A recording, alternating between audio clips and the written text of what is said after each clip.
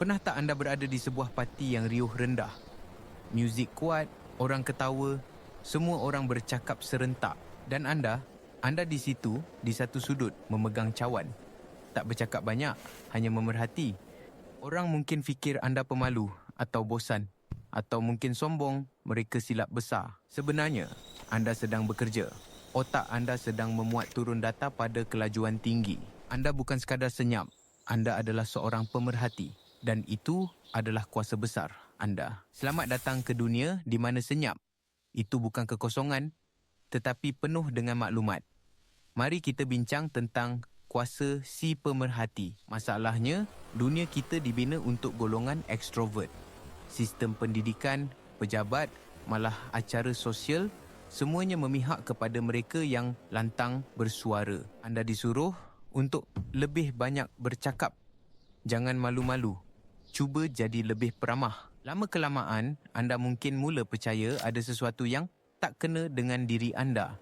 Anda rasa seperti perisian yang rosak dalam dunia yang direka untuk sistem operasi yang berbeza. Tetapi, bagaimana jika saya katakan anda bukan rosak, anda cuma beroperasi pada frekuensi yang berbeza.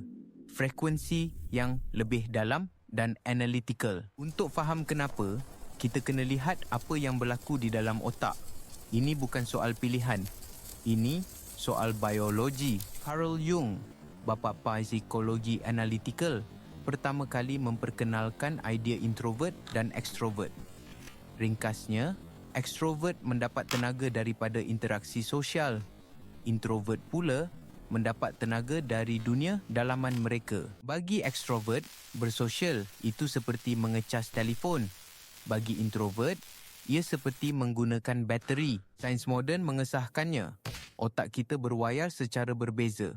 Ini berkaitan dengan neurotransmitter, terutamanya dopamin. Extrovert mempunyai sistem ganjaran dopamin yang kurang sensitif.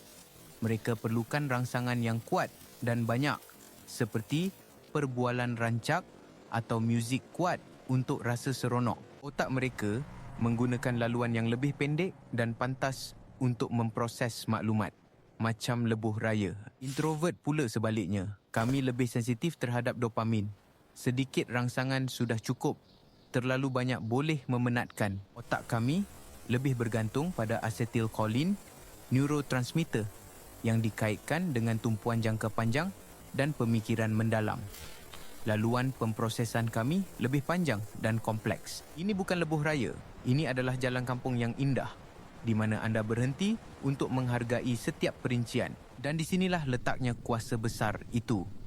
Pemprosesan mendalam, inilah yang menjadikan anda seorang pemerhati yang hebat. Sementara ekstrovert sibuk bercakap dan menyumbang tenaga kepada suasana, anda menyerap tenaga itu. Anda mengumpul data. Anda tidak hanya mendengar kata-kata. Anda melihat segalanya. Ekspresi muka mikro yang berlangsung hanya sepersekian saat yang mendedahkan perasaan sebenar seseorang. Perubahan kecil dalam nada suara yang membezakan antara sindiran dan keikhlasan. Bahasa badan, siapa yang condong ke arah siapa. Siapa yang menyilangkan tangan apabila topik tertentu dibangkitkan. Anda melihat dinamik kuasa yang tidak diucapkan. Siapa sebenarnya yang membuat keputusan dan siapa yang hanya mengikut. Bagi orang lain, ini semua hanyalah hingar latar. Bagi anda, ia adalah data mentah. Anda ialah seorang penganalisis sosial. Mari kita lihat beberapa contoh praktikal. Bayangkan anda berada dalam mesyuarat di pejabat. Bos, seorang ekstrovert sedang membentangkan idea baru dengan penuh semangat. Semua orang mengangguk. Tetapi anda, si pemerhati, perasan sesuatu. Sara dari bahagian reka bentuk mengetap rahangnya sedikit apabila bos menyebut tentang bajet rekaan yang fleksibel. Anda juga nampak Amir dari kewangan menggelengkan kepala secara perlahan apabila unjuran jualan dipaparkan, dan anda perasan bos hanya membuat kontak mata dengan dua orang yang paling kuat menyokongnya, mengabaikan yang lain. Sementara yang lain mendengar pembentangan, anda membaca mesyuarat yang sebenar, mesyuarat yang tidak diucapkan. Anda tahu projek ini akan menghadapi masalah, bukan kerana apa yang dikatakan, tetapi kerana apa yang tidak dikatakan. Contoh lain, Drama kawan-kawan, rakan anda, Aina, mengadu tentang pasangannya. Ben, rakan ekstrovert, anda mungkin terus memberi nasihat. Tinggalkan dia. Atau, kamu patut cakap macam ni.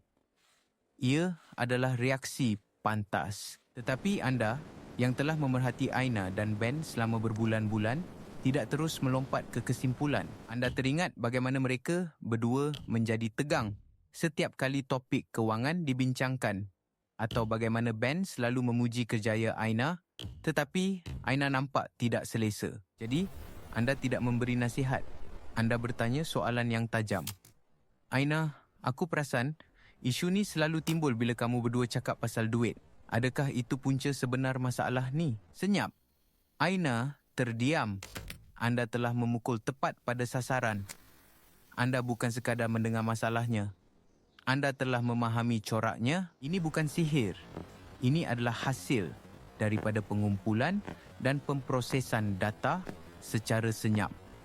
Kekuatan ekstrovert adalah dalam tindakan.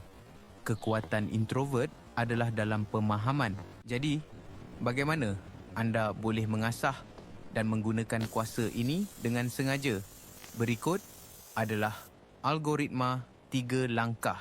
Langkah pertama, terima peranan anda sebagai pemerhati. Berhenti rasa bersalah kerana tidak menjadi orang yang paling bising di dalam bilik. Itu bukan peranan anda. Anda adalah ahli strategi penganalisis, orang yang melihat gambaran besar. Setiap pasukan perlukan seorang quarterback yang bising, tetapi mereka juga perlukan seorang coach di tepi padang yang melihat keseluruhan permainan.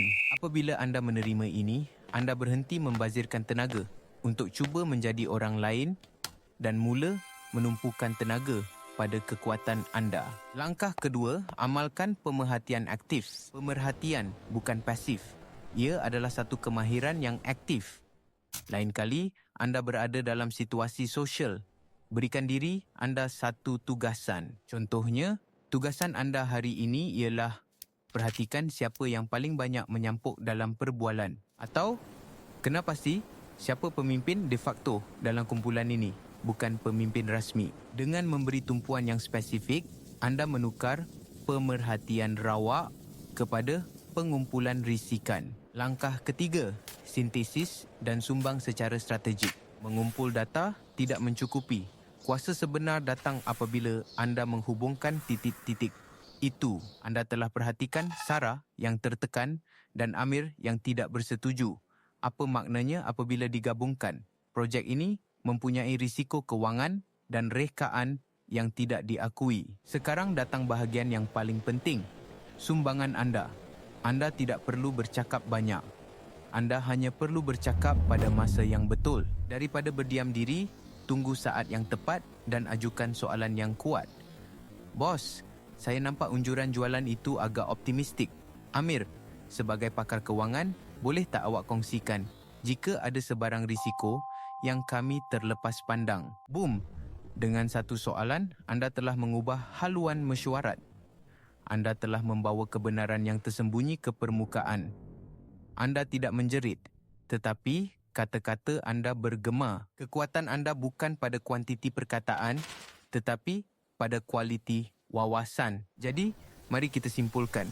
Dunia mungkin meraihkan mereka yang paling lantang, tetapi bunyi bising selalunya mengaburkan isyarat. Anda, sebagai seorang introvert, adalah penapis isyarat semula jadi.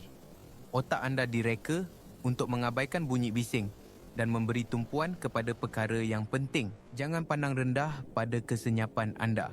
Ia bukan tanda kelemahan. Ia adalah mod pengumpulan data anda. Jangan takut dengan jeda anda sebelum bercakap. Ia bukan keraguan. Ia adalah masa pemprosesan anda. Lain kali anda berada di sudut sebuah bilik yang sibuk. Ingatlah, anda bukan sekadar bersembunyi. Anda sedang memerhati. Anda sedang belajar. Anda sedang memahami. Dan apabila anda bersedia, satu ayat dari anda boleh menjadi lebih bermakna daripada 1000 perkataan. Terimalah kuasa pemerhati anda. Dunia memerlukan lebih sedikit bunyi bising dan lebih banyak kejelasan.